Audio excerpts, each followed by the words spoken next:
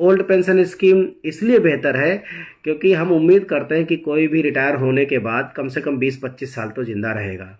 अच्छा, वो ना भी जिंदा रहे तो कम से कम उसका स्पाउस जिंदा रहेगा, और इनकेस उसके बच्चे अगर माइनर हैं और कुछ हादसे हो गए तो कम से कम बच्चों की लायबिलिटीज पूरी करेगा ओल्ड पेंशन स्कीम। दूसरी बात है, अगर आदमी 80 साल का पहुंच गया तो उसकी पेंशन भी 20% बढ़ जाती है। फिर वो 85 साल पहुंचा तो फिर 25-20% बढ़ जाएगी। फिर वो 90 साल पर पहुंचा तो फिर 20% बढ़ जाएगी। 95 साल पे पहुंचा तो फिर 20% बढ़ेगी। और जब वो 100 ईयर्स का हो जाता है कोई रिटायरी, कोई पेंशनर, तो पेंशन उसकी 100% हो जाती है। इसलिए ओपीएस इंपॉर्टेंट है। तो ओपीएस का तो कोई विकल्प ही नहीं है। लेकिन अभी हमारी जो लड़ाई चल रही है, जिस तरीके से सरकार मतलब 22 साल चूंकि हो गया, ये 22 साल कोई छोटी मोटी समय अवधि नहीं है, एक बहुत लंबा समय है 22 साल का। 22 साल में तमाम लोग नौकरी में रिटायर हो चुके हैं जो शुरू में आए थे, और पता नहीं कितने अभी रिटायर हो जाएंगे। तो हमारा जो तरीका है कि कैसे हमें जल्द से जल्द ओपीएस मिल सकती है, हम उस तरीके पे काम करते हैं। और आंदोलन के बाद वार्ता के बाद कुछ न कुछ हासिल करना, ये हमारा तरीका रहता है। मैं थोड़ा सा एक अपने मुद्दे पर बात करूंगा। अच्छा सर, मैं दिल्ली में 2014 से टीचर की पोस्ट पर हूं और 2044 में रिटायरमेंट होना है 30 साल की नौकरी के बाद। क्या मैं उम्मीद कर सकता हूं कि कोई अच्छी पेंशन स्कीम हमें मिल सकेगी?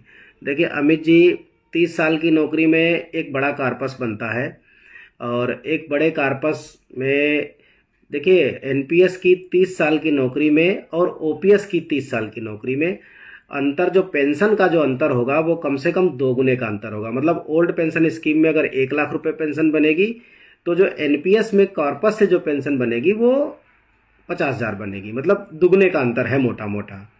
तो इतना तो अंतर है ही, लेकिन बस एनपीएस में ये है कि अनसर्टेनिटी को पैसे से प्रतिपूर्ति की जा सकती है। मतलब अगर मान लीजिए किसी ने 50 लाख रुपए की एन्युटी खरीदी, तो अगर वो मर गया 2-4 साल के बाद, और उसकी पत्नी भी 2-4 साल के बाद मर गई, तो वो जो 50 लाख रुपए जिसकी एन्युटी खरीदी थी, वो पैसा उनके बच्चों को मिल जाता है, नॉमिनीज को मिल जाता है, या लीगल हायर्स को मिल जाता है। बस इतना ही है। ओपीएस में क्या है कि आदमी खत्म, काम खत्म, जिम्मेदारी खत्म। रिटायरी मर गया, उसका स्पाउस मर गया, तो बच्चे तो बड़े हो चुके होते, बच्चे तो माइनर बचते नहीं है। तो जिस दिन दोनों जिम्मेदारियां खत्म, उस दिन काम खत्म। लेकिन ओल्ड पेंशन स्कीम इसलिए बेहतर है क्योंकि हम उम्मीद करते हैं कि कोई भी रिटायर होने के बाद कम से कम 20-25 साल तो जिंदा रहेगा।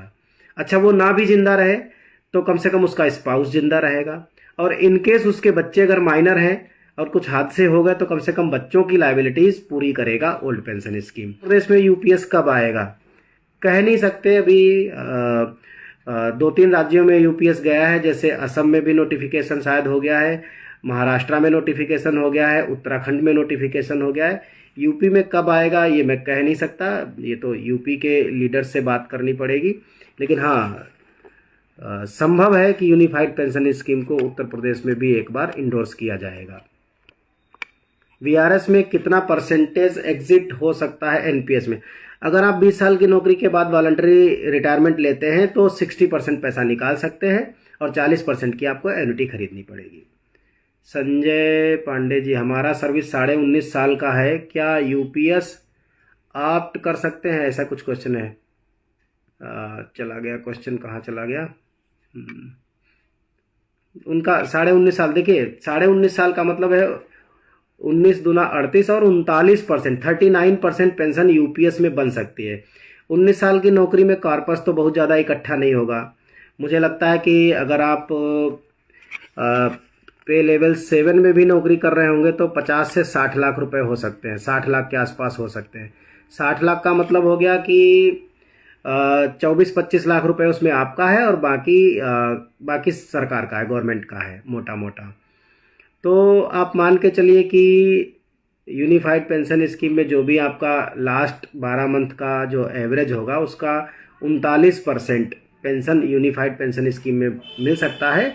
और 19.5 साल की नौकरी में जो लमसम अमाउंट आपको मिलेगा वो करीब करीब जो आपका वो 24-25 लाख रुपए है, उसमें से मान लीजिए कि 3 से 4 लाख रुपए आपको वापस मिल जाएंगे। तो इस तरीके से ये हो सकता है। एनपीएस से तो खैर 19 साल की नौकरी में यूपीएस बढ़िया है, और कई गुना बढ़िया है। लेकिन लंबी नौकरी में एनपीएस यूपीएस से तो बढ़िया होगा। ये दोनों मतलब बड़ा टेक्निकल मामला है, सर्विस लेंथ पर डिपेंड करता है, आपके सैलरी स्ट्रक्चर पर डिपेंड करता है, और यही नहीं आपका हेल्थ फैक्टर भी इसमें एक इम्पॉर्टेंट रोल है।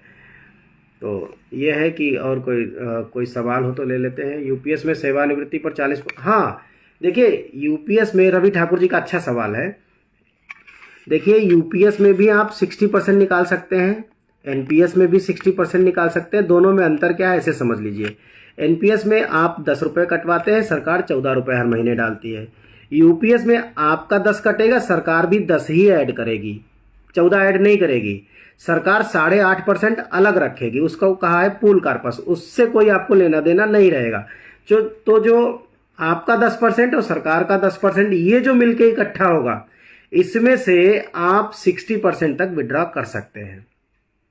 40% नहीं, 60% तक कर सकते हैं। लेकिन अगर आप 40% निकालेंगे तो आपका हिस्सा जितना भी है वो सारा का सारा वापस निकल आएगा, बिल्कुल ओपीएस की तरह। या कह लीजिए कि एनपीएस में सरकार 60% निकालने कहती है, होता आपका 40% है, 20% आप ज़्यादा निकाल लेते हो।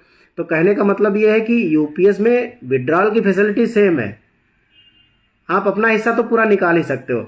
लेकिन अगर आप यूपीएस में अपना हिस्सा केवल निकाल लेते हो तो पेंशन 20% घट जाएगी।